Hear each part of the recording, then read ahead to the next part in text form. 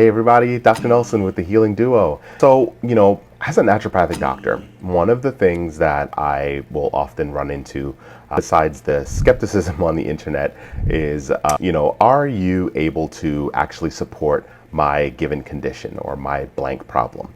Now, that usually is sometimes difficult to answer, especially because we may not have all the pieces. So if I just met you and you said, hey doc, I have this autoimmune disease, lupus. Can you fix lupus?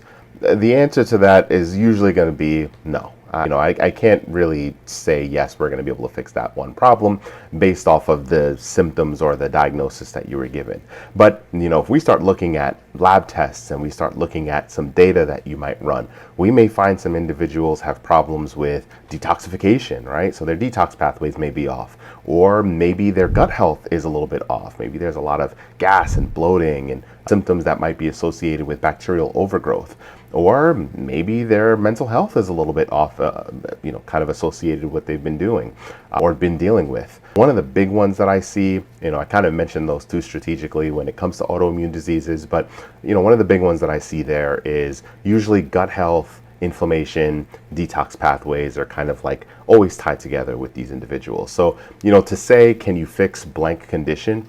Well, I wouldn't say that. I would say, are we able to look a little bit deeper below the surface, see if we can figure out some root causes, find a string, and then kind of tug on it and see if that creates some improvements in the symptom profile. And what I normally see is symptoms will start to improve slowly but surely. We start making some lifestyle changes. We may even be able to see some improvements on those lab tests. We see inflammatory markers decreasing.